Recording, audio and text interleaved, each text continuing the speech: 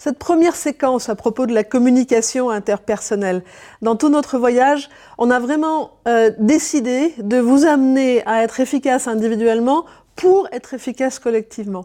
Ce qu'on a aussi imaginé très fort, parce qu'on a l'habitude d'accompagner à la fois des MBAs, des gens qui se remettent en question comme vous pour atteindre de meilleures fonctions, c'est que vous allez passer assez vite, on l'espère, grâce à ce Accelerated Leadership Journey, de l'état d'apprenant à l'état de futur membre d'un comité exécutif. C'est vraiment notre intention pendant toutes ces modalités. Alors, je voudrais vous donner quelques mots d'introduction sur les qualités relationnelles.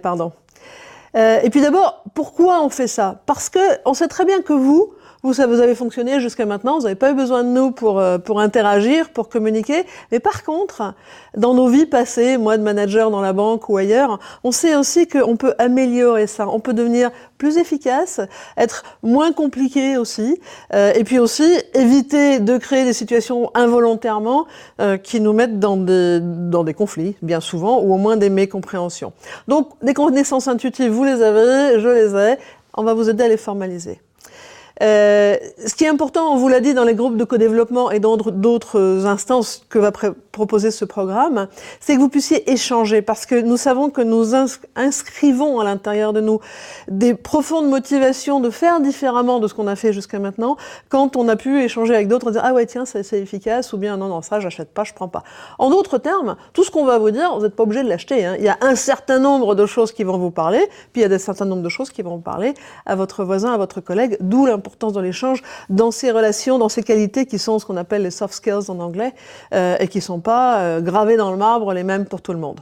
Donc chacun d'entre vous, vous allez retenir 1, 2, 3, on espère un peu plus, des idées clés, mais ça sera pas les mêmes. Et ça, c'est vachement riche. Et puis, s'il vous plaît, tout ceci est très, très, très important. On est payé pour ça. Nous, on sait bien que quand il y a des conflits dans des équipes, c'est bien fréquemment parce qu'il y a des mécompréhensions entre des individus, beaucoup plus que des mauvaises compétences sur des points techniques. Donc, s'il vous plaît, que ça se passe aussi en se détendant d'une manière conviviale, parce que c'est aussi comme ça qu'on apprend, surtout à nos âges, n'est-ce pas ? Et donc, l'idée, c'est de devenir meilleur dans sa communication et de comprendre comment on peut agir pour que l'autre comprenne aussi où on veut en venir. Alors du coup, je voudrais vous dire un certain nombre de points qui sont des évidences, mais c'est qu'on peut apprendre des techniques. Vous avez appris à marcher, vous avez appris à vous servir d'un ordinateur, vous avez appris sans doute, et vous allez continuer, des éléments très techniques de comptabilité, de lecture de bilan. Eh bien, ces techniques de communication s'apprennent aussi. Mais alors, je vous en prie, ne croyez pas qu'on va vous demander de changer complètement. C'est absolument impossible. Par contre, se connaître soi-même, s'appuyer sur ce qu'on sait faire, nous, pour pouvoir l'amplifier, d'une part, mais aussi pour pouvoir expliquer à l'autre, dis donc, c'est comme ça que je fonctionne, me demande pas d'être différent de ce que je suis.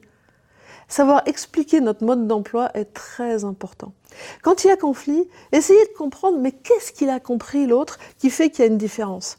Et comment est-ce que je peux l'aider à avoir moins peur? En fait, on en parlera plus tard. La peur de ne pas comprendre, de ne pas être compétent, c'est souvent ce qui nous fait nous bloquer en disant « je ne veux plus interagir avec lui ». Alors après, on commence à le traiter de tous les noms d'oiseaux que je vous laisse deviner. Parce que je ne vais pas vous emmener dans des milliers de recherches, mais on en a lu plein, Kathleen, Caroline et moi, et participé à certaines. On est certain, on sait que 90 à 95% des fois, les sensations qui amènent à des conflits sont en fait dues à des maladresses de la part de l'émetteur. Donc si on arrive à reculer et à se dire « Oups, peut-être qu'il n'avait pas l'intention de me blesser autant que je suis blessé. Qu'est-ce qu'il voulait dire ?» Alors on peut recommencer à faire un pont. Puis, sentant ce qui se passe à l'intérieur de nous, on en reparlera, se dire « Mais en fait, peut-être qu'il n'a pas eu l'intention de me blesser, alors je peux avoir recours à une partie de moi qui est un peu plus maligne que celle qui a juste envie d'attaquer ou de m'en aller, et dire, mais dis-moi un peu plus, qu'est-ce que tu as voulu dire? J'essaye de comprendre. Alors c'est plus long, mais c'est aussi plus efficace. Un mot à propos de manipulation, parce qu'on entend souvent ça. Bien sûr que ce qu'on va apprendre est de la manipulation.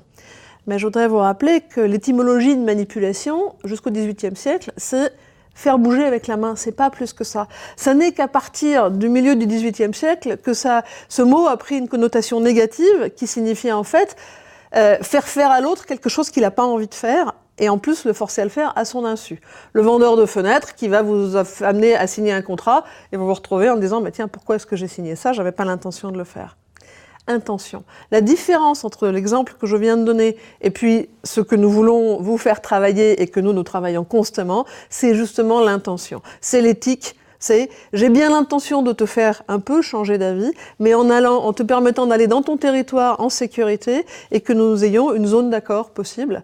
Donc, vous voyez aussi que on peut parler de communication efficace et on va aller jusqu'aux instances les plus difficiles de la communication efficace dans le cours de notre parcours, qui sont les moments très précis de négociations formelles, qu'elles soient des négociations commerciales, des négociations sociales ou parfois même des négociations de type diplomatique. Ce sont les mêmes ressorts et les mêmes interrogations à la fois sur soi et sur l'autre ou les autres que nous devons avoir à chaque fois. Quelques mots à propos de l'efficacité relationnelle. Comme je vous le disais au démarrage, c'est pour ça d'ailleurs qu'on commence comme ça, ce sont des compétences qui sont indispensables pour pouvoir fonctionner. Vous pouvez être le meilleur comptable de la Terre, vous pouvez être le meilleur banquier, j'étais pas mauvaise dans mon rôle de banquière en fusion-acquisition, par contre je sais que j'étais vraiment pas bonne en communication interpersonnelle, on n'est pas aussi efficace que si on a aussi ces compétences-là. Je crois que vous le savez, vous ne seriez pas là à vous recycler, à recommencer, si vous n'aviez pas aussi cette compréhension-là. On peut apprendre des techniques, je vous le disais, pas à pas. C'est ce dans quoi on va vous emmener. Quand on se plante, je vous rappelle que c'est souvent par incompétence, bien plus que par intention malveillante. Et je vous en prie, souvenez-vous-en aussi bien quand vous dites « Oh, j'ai dit un truc que j'aurais pas dû dire », que quand l'autre me dit « Aïe, mais qu'est-ce qu'il me fait ?» On recule. Et pour reculer, il faut avoir quelques connaissances de soi. Il faut qu'on connaisse ce qui nous fait grimper au rideau, ce qui nous embête. Okay ? Et donc, ce souvenir est vachement dur quand on a mal, en fait, quand on est sous l'émotion, que l'autre a rarement une intention malveillante, très très rarement. Mais que c'est plutôt des différences de point de vue qui font qu'on ne s'entend pas. Et donc c'est inefficace, pour le moins. La carte du monde, la façon dont on voit le monde, est différente pour chacun d'entre nous. Ça serait vraiment plus simple. On a tous envie que la carte du monde soit identique, mais souvenons-nous que chacun de nous, pour des raisons qui nous appartiennent, notre passé, la façon dont on a été enseigné, bien entendu la culture dans laquelle on a été élevé, et ça va vous concerner plus que tout, puisque vous allez travailler à distance de culture géographique ou générationnelle et même métiers très très variés.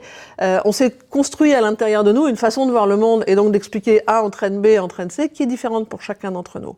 Ça devient vachement difficile, très difficile, quand on a besoin de comprendre ce qui vient derrière quelque chose qui n'a pas été dit, justement.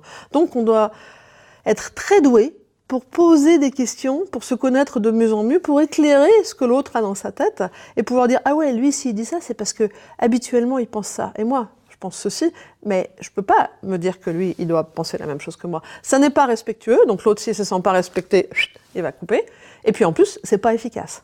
Donc ça, c'est vraiment un fondement indispensable. On va vous donner quelques outils pour que vous puissiez repérer justement des éléments sur la façon, sur ce que dit l'autre à l'intérieur de lui, mais qu'il n'explique souvent pas. Comme je vous le disais tout à l'heure, on ne va pas tous retenir la même chose. Donc certains d'entre vous allaient retenir certains outils, certains allaient retenir d'autres. Quand on commence à être entraîné à ces techniques, ce qui est amusant, c'est qu'on commence à repérer « Ah ouais, toi, tu es en train d'utiliser ça ». Peu importe. Vous savez très bien que quand vous utilisez un stylo bleu ou un stylo rouge, vous voyez le stylo bleu ou le stylo rouge que l'autre utilise. Donc c'est la même chose. Et puis, il y a bien des moments, je vous en prie, où on peut continuer à être comme on était avant. On n'a pas besoin d'être constamment en contrôle.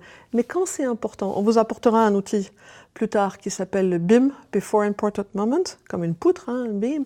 Quand c'est important, c'est vraiment important, intéressant de pouvoir s'asseoir, commencer en disant « Ok, j'ai un interlocuteur, je suis un des interlocuteurs, on a une carte du monde qui est différente, on a un temps donné pour agir, un objectif visible, puis un objectif caché. Comment est-ce que je peux dessiner une stratégie, une mise en scène, utiliser les mots précis pour que ça fonctionne entre nous et que l'accord qui sera éventuellement passé tienne aussi. Parce qu'après, on peut toujours dire « ouais » pour s'en sortir et puis, dès que c'est terminé, on recommence comme avant, comme si on n'avait pas eu la conversation. Et ça amplifie le désastre bien souvent. Donc c'est bien le contraire, c'est en étant précis, techniquement efficace sur des éléments de communication. On peut être précis et techniquement efficace sur tout notre job en tant que manager et futur leader. Et puis tous les moments où c'est pas nécessaire, on continue à fonctionner comme avant, à être aussi convivial, aussi tape dans le dos, aussi tout ce qu'on veut qu'avant. Et ça, c'est bien aussi.